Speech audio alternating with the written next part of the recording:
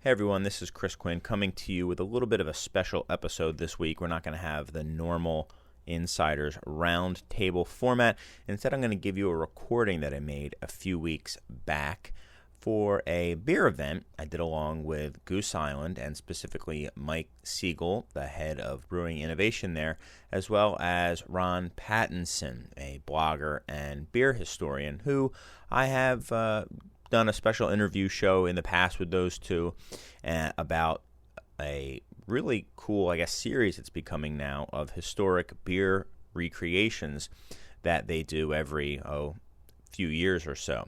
Anyway, the most recent beer they did was a recreation of a mid-1800s English porter. It's a fascinating story. The beer is called Obadiah Poundage, and I just thought that it was cool enough to include as an episode here.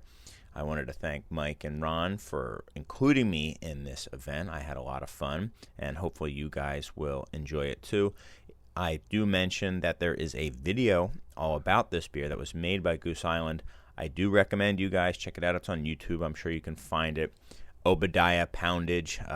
Probably not too many other videos by that name with Goose Island, so you guys can go and check that out. And that's about it. I'm just going to get right into it. But before I do, I also wanted to let you know, because since we're not going over the airwaves with this episode, I can do all the plugging that I want to do, that there's an event with two friends of the show going on this week in Chicago. Doug Valicki and Melanie Dominguez are doing a charity beer event Friday, May 31st at the Green Lady called Pours for Lurie. That's Lurie Children's Hospital here in Chicago. It is a great event, and it's going to a great cause. There's going to be rare beers, raffle, and silent auctions.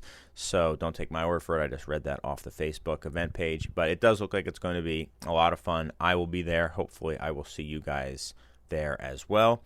And that's about it. Enjoy this special episode, and we'll be back with a more standard Insiders Roundtable next week. Thanks a lot.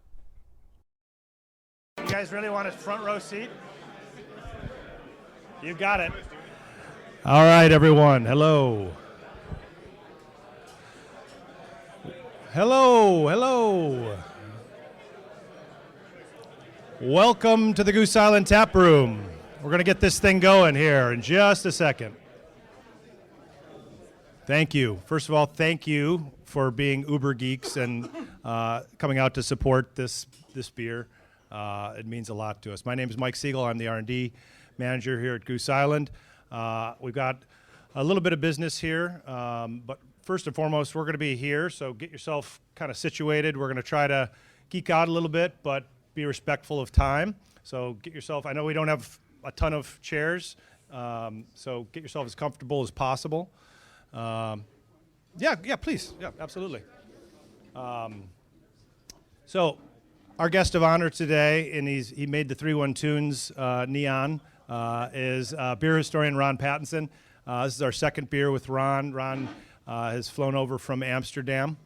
So if you're here, you probably know a little bit about Ron and the work that he does, and how incredibly special that is to the entire beer community. So we'll get into the details here in a second, but welcome Ron to come to Chicago for this.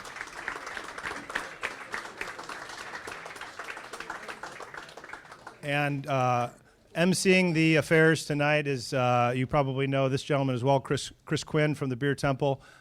He's a friend, and we're going to let him facilitate the discussion here a little bit. The beer is for sale, half pints. We've also got the beautiful bottle. Sierra Romsberg created the label. She's back over there. She deserves a ton of credit. It is a awesome label. Seth Ekberg did the video. I don't know if Seth is here tonight. Maybe not. Get a chance, watch the video. It's a true labor of love, and at 20 minutes, a little bit crazy for making a video about a beer. So a little bit of history. John, I believe this is the case. John Hall, where are you? Hi, John. And Greg in Greg Hall as well. Greg, thank you. I believe this is the first oval label for Goose Island beer. Is that correct? Okay. So we wanted to pay homage to the history of these old beers, and most of them were ovals. So again, Sierra, you did a fantastic job. So thank you.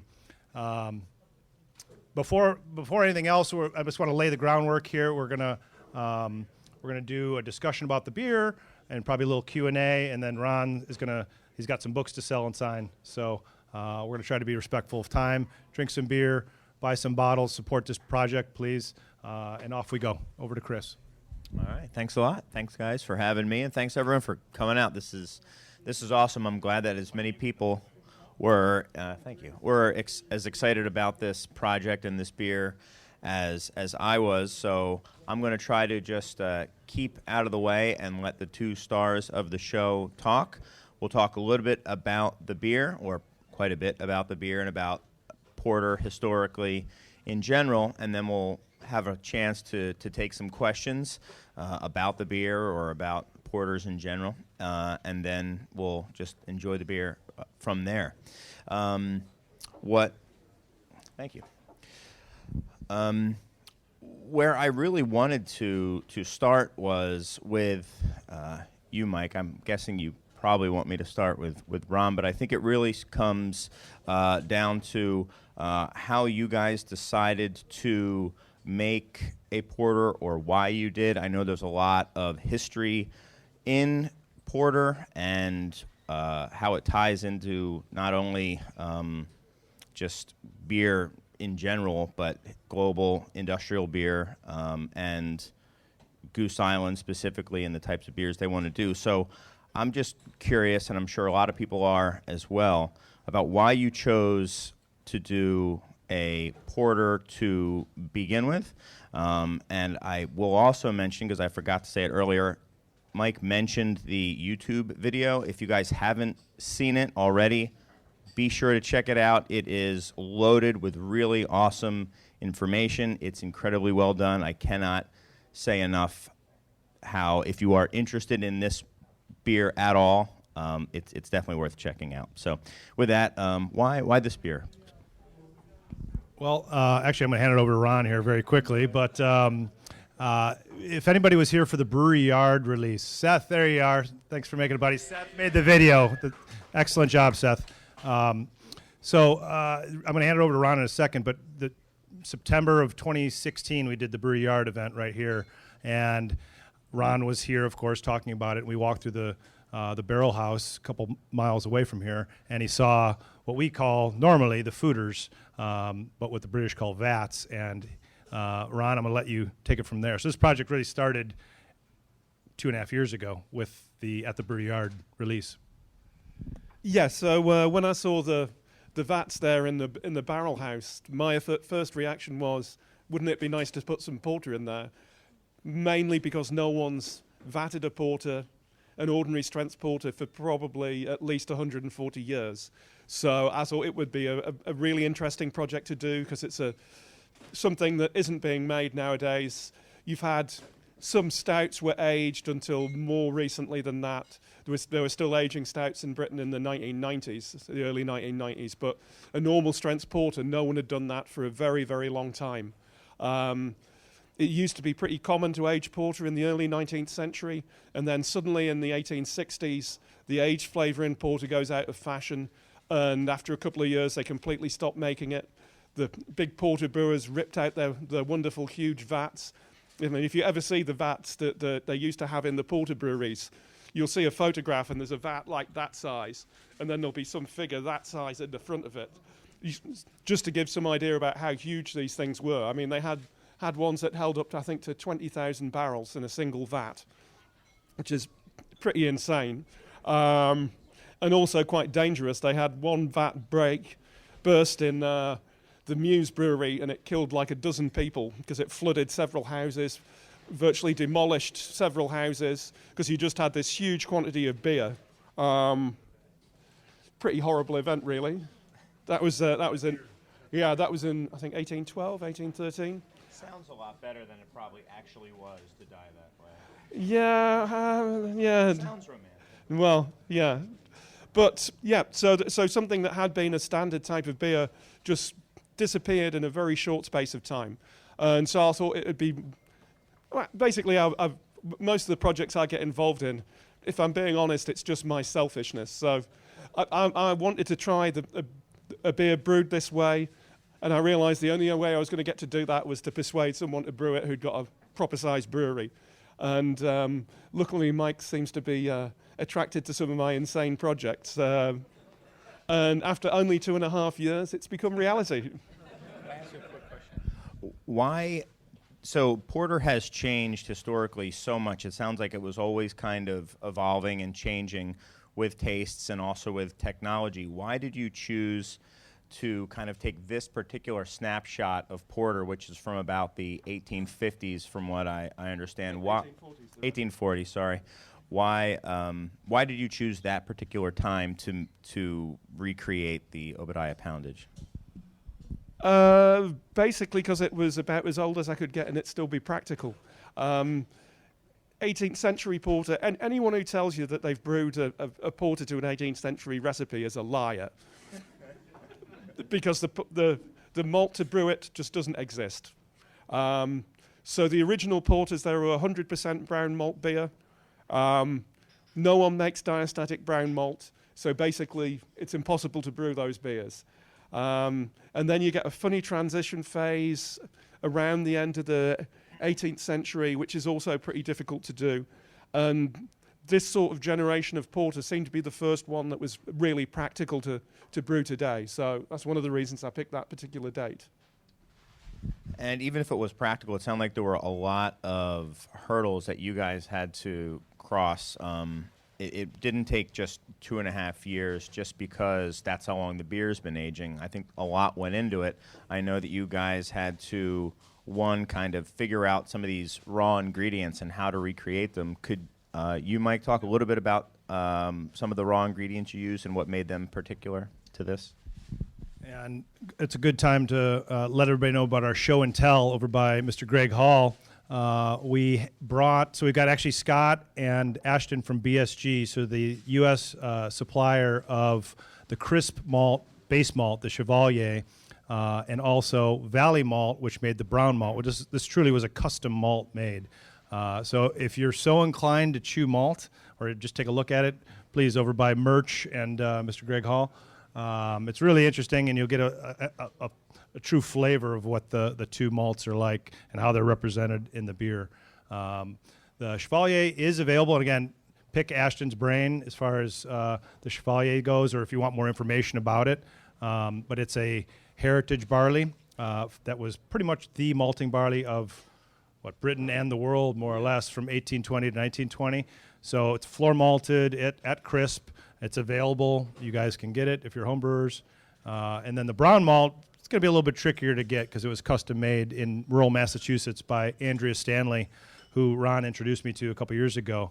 The part that, the malt, the beginning of this really, again, 2.5 years ago, but the stuff from the video that was shot with Andrea was like over 1.5 years ago. So this part of being an aged beer is you need to be very deliberate about your actions. So the two malts are really, from an ingredient standpoint, were tricky. Chevalier is getting a little bit more easy to obtain now. It was tougher a few years ago. When we did Brewery Yard, we used, I think, floor malted Maris Otter. Yeah. But here we really wanted to be very specific to what the barley variety was. Can you talk about the brown malt specifically? What went into it a little bit? The brown malt is really interesting. Again, as Ron said, in the 18th century, it was a diastatic malt. In the 19th century, which we targeted, it's essentially taking green malt and, again, the video does the best job of showing it, but starting with a hardwood fire and then finishing with a very specific wood called ironwood or hornbeam, which burns very hot. And you'll see it in the malt if you go take a look at it. You've got a range of color, so the actual end result is, if this malt arrived at your brewery as a standard malt today, you'd refuse it because it's a high range of color. Like, we're looking for uniform malt. So if you can actually find a brown malt if you go to a homebrew shop today, but it's drum roasted and it's very uniformly brown. This stuff, as you'll see, is anywhere from pale to black, all in one malt. So it's like a range of specialty malts, like some caramel notes, some higher kiln malts, and some roasted notes, and of course some smoke, all in one malt. So it's really like 4 different malts in one. And that's really, you could not make porter from this period without brown malt made this way to really do it, justice. And they also aged the wood before they were able to use. Yeah, they aged they cured. We actually see this with barrel staves for our barrels. So if you go to Missouri, where they're cutting down oak trees for wine barrels or bourbon barrels, they'll put, I've been to some of the barrel makers. They'll age the wood. They'll season it, as they say, out in the fields in direct contact with all the weather for anywhere from 12 to 36 months. And I think Andrea said she seasoned hers. It kind of leaches out acidity and some other flavors that are unwanted. So it's fully cured after about a year or so. And why did you use Valley malt? Why did you use Valley malt as opposed to any other maltster? Was there a reason you went with Valley in particular? Well, again, Ron introduced me to Andrea, and she's really the only one making this brown malt this way. Again, if you use brown malt that you can get, through whatever Simpson's or Fawcett, it's a nice malt, but it's changed so much. So part of knowing history is knowing the process of how these ingredients were made. So if you want to recreate a beer from this period, you need to use ingredients as they were made, or as close as you can get to as they were made from that period. And then I think some of the other elements of the beer that are fairly unique is that it's really the same, two different beers, two styles of porter. There's the keeping porter and the running porter that were both brewed and then blended to create the final product. I'm gonna segue into. Oh, you did great. Running and keeping porters, they are on tap. So Obadiah Poundage is a blend of the two beers, but for educational purposes, we are pouring both the running and the keeping beer on a request basis. So just ask for either a running and or keeping sample. They are non-carbonated, so they're going to be flat. So just keep that in mind. But they'll pour you a sample on request. So either starting now and through the end of the night, if you want to taste the running, basically the two beers that made up this beer, ask for a running, which is the fresh beer, or the keeping, the aged beer. So if you could talk a little bit about running porter, keeping porter as they relate to this this recipe, and then Mike, I would like you to maybe talk about the blending process after that.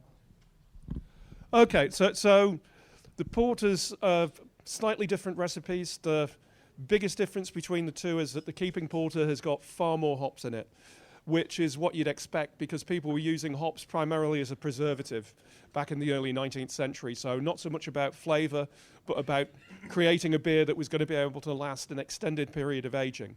In the case of this, a full 12 months. And then the running beer, it has about 50%, I think, of the hops or something like that. And also only about half the amount of the brown malt as well. So they're similar recipes, but not identical.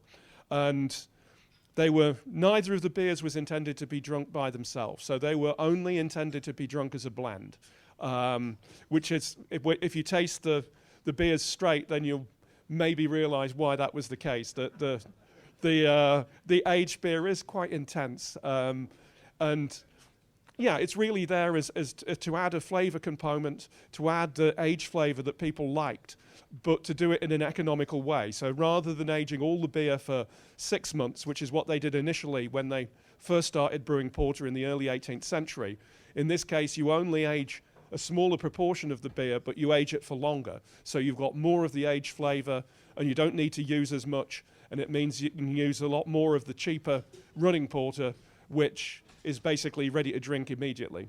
And so they'd have blended these, and in the original case, these would have been cask-conditioned beers. I doubt that much of them ever got bottled, because they didn't really bottle porter very much at this point. So it would have been a cask beer, and which means they wouldn't have had to worry about bottle bombs or anything like that with the Britannomyces carrying on, which is a bit more of a problem for us with it being bottled. But one of the things I wanted to do was to make sure that not only were they both recipes from the same brewery, so they're both from the Truman's Brewery in the East End of London, but they were also from the same year. So you'd know that these would genuinely have been the ones that were blended together. Because I wanted to really get it as authentic as possible, just basically so I could taste it, really. When you say they're from the Truman's Brewery, could you elaborate a little bit? So what do you mean by that? So Truman's was one of the large London porter breweries, the ones that basically invented industrial brewing in the 18th century. So for a while, Truman's was the largest brewery in the world.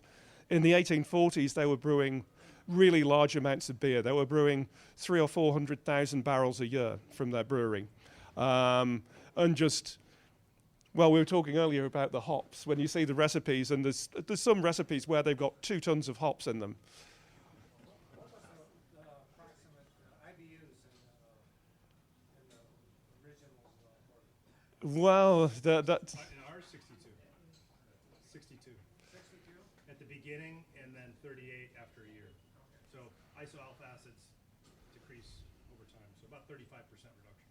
You can really taste it. Yeah.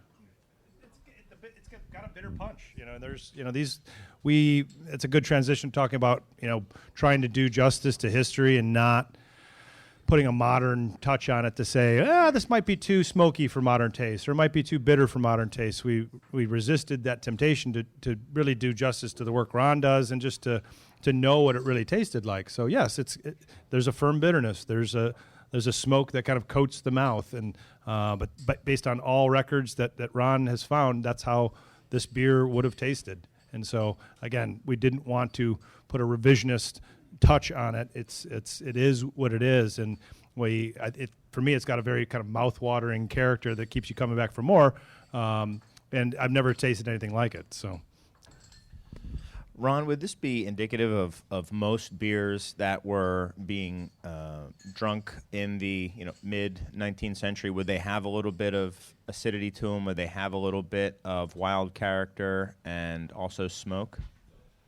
It depends very much on the style. So with porter in the early 19th century, yes, normally there would have been some aged character. But if you're looking at stuff like mild ale, they would have been sold within a couple of weeks of the end of primary fermentation. So they would have had no Brettanomyces character, no aged character. One of the things that I thought was pretty weird was when I found out that pale ales would have had Brettanomyces in them. So, if you have the first beer that we did, Brewery Yard, that was trying to recreate the way Bass brewed their IPA back in the 19th century. And they did something that was just completely ridiculous. They just put it into barrels and left it outside for a year. It's which is pretty counterintuitive to me. It's not what you expect them to do. So yeah, certain styles had a lot of Brettanomyces character, would have had a sour edge, but there were also styles which were just fresh young beers. So, and some of the milds could be really ridiculously strong. If you look at the strongest mild that Truman's were brewing at this period, it was over 10% alcohol. So, and massively hopped. I think the mild, the 4X mild, I think that came out at over 100 IBUs.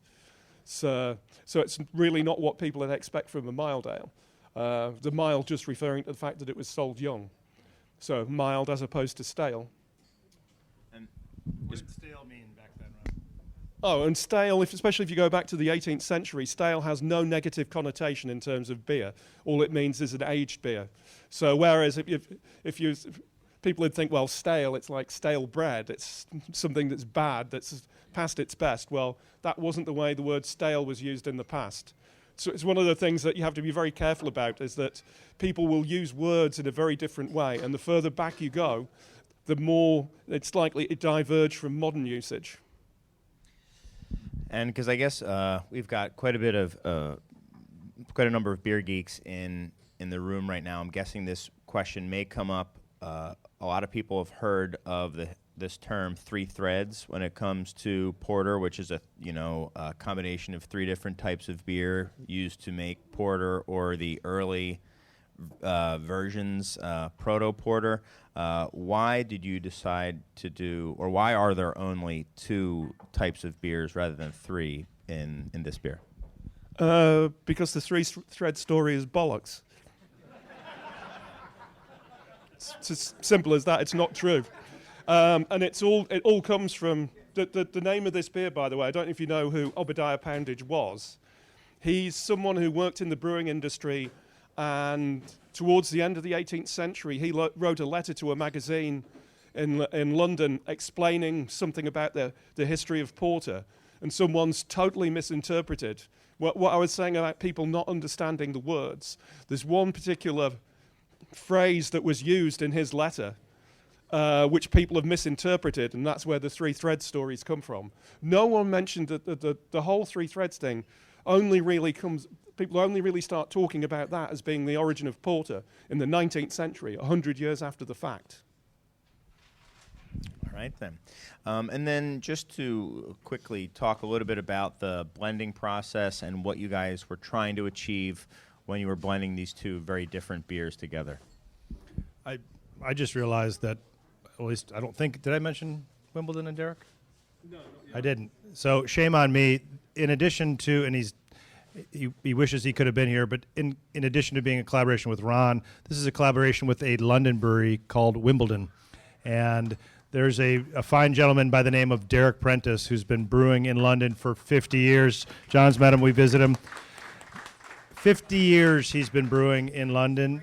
He brewed at Truman's, the original Truman's, back in, that's how he started his career. He brewed at Young's. Some of you will remember Young's before they closed the brewery in London in 2006. He was the head brewer there, and then he went to work at Fuller's under John Keeling for a number of years. So now he's at Wimbledon Brewery. They're a smaller brewery. His son actually works with him. His son's in his early 20s. So Derek is a very active part of this beer and the discussions in talking about this beer. And he remembers in the 1960s blending aged beer, stock beer with fresh beer. Not porter. They weren't doing porter at that time. They were doing barley wines and whatnot. But he's a proper gentleman, and I believe he was an Olympic lugist. Who knew? But you asked me about blending. So Derek actually showed us a book. It's kind of an accountant's log of brewing from the early 19th century, and he just kind of brought it into the pub like it was today's newspaper. And I'm like, don't you want some gloves and a shield around that? But it was this beautiful book that showed blending rates for porter, basically from I don't know if you did you see this book? You weren't there when we interviewed him, but it showed how the percentage of aged beer to fresh beer changed over time. In 1840, it clearly dictates that, or shows that 1/3 of the Truman's Porter was aged and 2/3 was fresh. So really there was no question what we were going to do. We were going to follow history. I don't know, Ron, you may have asked, or someone asked earlier if we'd been kind of tempted to try other blends, and really the answer is no. This is as much part of the recipe as anything else. It was 1/3 aged to 2/3 fresh. So it was quite simple. And then I think we should go to some questions soon, but before we do that, I want to ask you each the same question. To me, this beer is very much as close as you can be to going back into time, a specific time period, and tasting what someone back then would have been drinking. While you're drinking this beer and when you were drinking this beer for the first time, was there anything that you thought about in terms of what this beer meant, or the people who had been drinking this beer over 100 years ago? Just anything that kind of, I don't know, some kind of sense of history that you were recreating and kind of having a little sensory input into, or look into, rather.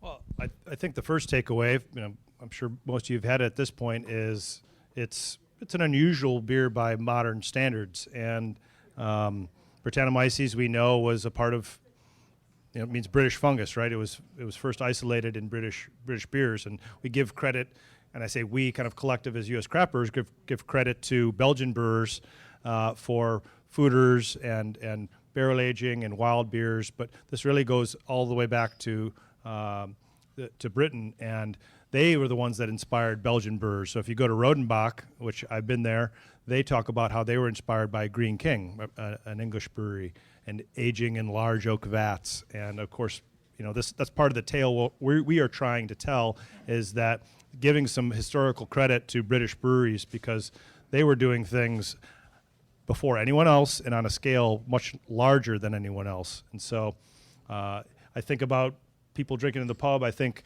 about how tastes have changed, because they certainly have, but some things have, stayed the same. Brettanomyces was prized as a character, that stale age character, and then it fell out of favor, in the early 20th century or so?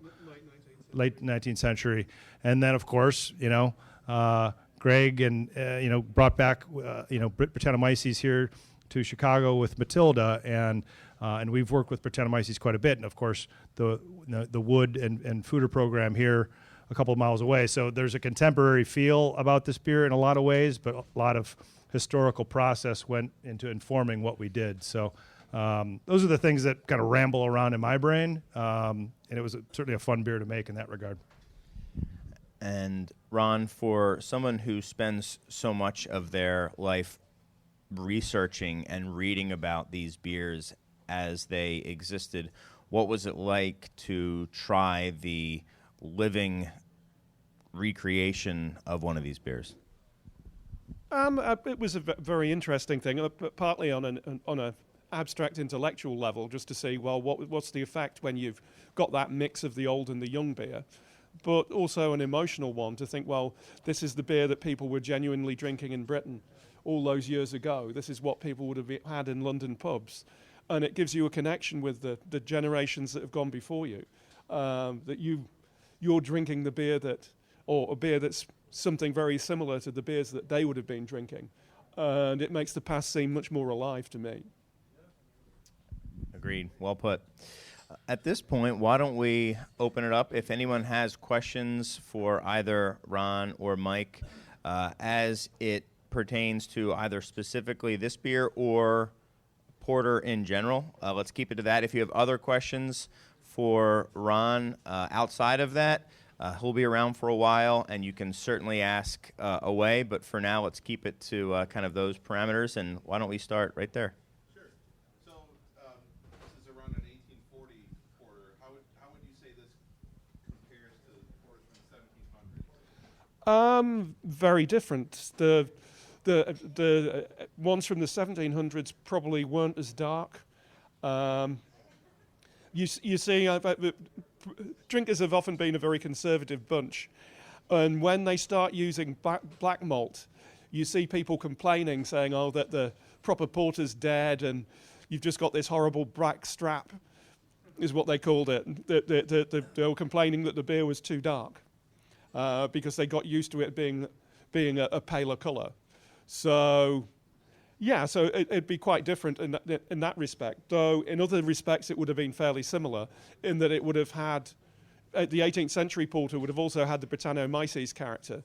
So those elements would have been the same, but the malt character would have been very different. Anyone else? Right there. Yeah, I was wondering if you could talk a little more about the sleuthing for finding out all the components for this, and like, were there, areas where there just wasn't knowledge about exactly what was done, or were there things that you couldn't necessarily recreate? So the question is about, I think sleuthing was the term you used that went into creating this beer. I love sleuthing, to use your term. It's because Ron could recite this history in his sleep. I don't know this history. I'm actively learning about process, and really, we printed out the recipe here. If anybody wants to see it, we can show you. But the original recipe that Ron provided, but really just trying to make it work for this brewery, and we're not a 19th century Victorian brew house and all those things. Trying to just adapt it to work for us. That's why part of the reason these beers take so long is just making sure we measure many times before we cut and brew. These are passion projects. I dribble a few hours a month maybe on them as they're getting going, a little bit more as we get closer. But the sleuthing is great. It's I learned a tremendous, just like with Brewery Yard, I learned many things that I didn't know. And now we're just trying to spread the gospel of 19th century porter. So is that? Yeah, well, did all of that info exist? Of like, this is exactly how it's made. We got the recipe, we got the blending ratios, we've got, I don't know if there's a lot of tasting notes from that period. No, you very rarely ever see anyone describe it. Yeah, it's not like today where everybody's got an opinion and you know it globally within seconds. It was a lot tougher to get that. So. But Yep. in terms of the information on the brewing, there are huge collections of brewing records in the archives in the UK.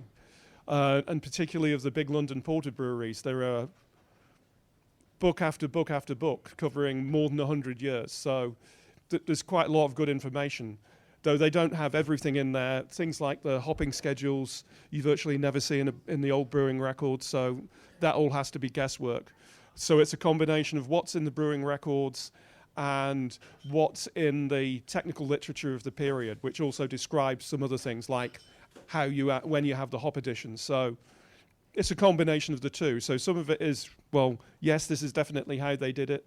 Some of it is just my best guess as for what they would have done. Do you know if they were timely, like with the process of the making of the beer? Were they timely, like because you said there was no schedules? Do you know if they were like punctual with the same thing over and over? Yes, they were. I mean, they were brewing on an industrial scale, so they would try to do it the same every time because they were trying to create a consistent product. Time one right there. Right. Yeah. You said the Keepies was very British in nature, Yeah. which is, by today's standards, slightly outside of the norm for what people expect in a beer. Was that typical of the beer styles back then? Well, as I was saying earlier, it depends on the style. So there were some beers which were aged and had an aged character, and there were other beers which were sold young, which wouldn't have had any aged character at all. So you had both. I had a question about the actual brewing process. Did you do test batches of any sort, or is this the first shot at it? No, a couple of you, I think, were here about a year ago. We did a 2-barrel batch, and we just aged it in a heavily rinsed barrel to kind of neutralize it. You can't mimic the effects of a large foeder vat, but no, we did some test batches. We kind of wanted to do a Barclay Perkins recipe to kind of pay tribute to Ron and his blog, but it had a lot more brown malt. So if you imagine that kind of smoky character, that was one of my big concerns. Was like, yes, we want to be historically accurate, but we picked a recipe that we thought was a good representation without being maybe the most extreme representation of that period. So why don't we do 2 more questions, keeping in mind there's plenty of time to ask questions afterwards. So I think, Mr. Hamburg, you have to be one of the first 2. So It's a loaded question. why am I not surprised? Why is it called porter? Everybody has been asking about this. I think the simplest explanation is probably the most likely, that it's just the porters who drank it, and it became associated with the porters. And I mean, what you have to think about in 18th century London, porter meant something slightly different. So they were basically like the delivery men and the couriers of the day. So they were moving all sorts of things around London. So they were very important for the functioning of the city, and there were lots of them. And it seems like they were a thirsty bunch, and porter was a beer they liked. And final question, that gentleman, okay. Mike, how did you stabilize the bottled product, blended product? So, did you pasteurize it? Yes, that's a great question, and something we labored very heavily. As Ron said, this was typically a cask beer. It wasn't normally bottled, so there's incredible risk when you're taking a beer with Brettanomyces and incorporating just a Saccharomyces brew, because residual sugar, that's what Brettanomyces does, right? So what we did was flash pasteurize it, quite frankly. We had to. There was no other way of arriving at the beer in this bottle while also keeping it stable. That should keep the flavor profile flat over time. I expect this beer, we don't really know, but I expect this beer to age favorably. It's fairly dark, moderate alcohol. The smoke actually acts as a bit of a preservative. It's very bitter. So I expect the beer to maintain its quality we put a 2-year on it. We'll see how it ages. But it should maintain its quality for a good long time. That's how we have a lot of discussions in that regard. We know they didn't have flash pasteurizers back in the day, but if they were serving it on cask, that wasn't a concern for them that we have a concern of. So, Stand next to Ron and give some final. Yeah, well, so we're going to be here for whatever time it is now, for until at least 9 o'clock, having some beers. You can come up to us, ask questions. We'd like to get, it's a little bit too quiet right now for a tap room, so we want to get people rowdy again, drinking some beer. But feel free to come up to us. Ron has a number of books up here. He shipped them over. Please, if you're interested in books, in Ron's books, please buy them. He'll sign them. Again, bottles are for sale. Draft is for sale. Thank you for coming out. I'm going to give Ron, please support this project if you're interested in this type of thing. That means buying bottles, buying the draft beer here. We really want to do these things again, but we'd love to have your support. I'm going to let Ron say a couple of parting words, and then please enjoy the rest of the night, and thank you for coming out. Well, I just hope you all enjoyed the beer and enjoy the chance to drink a little bit of history. Thank you. And thank you, Chris.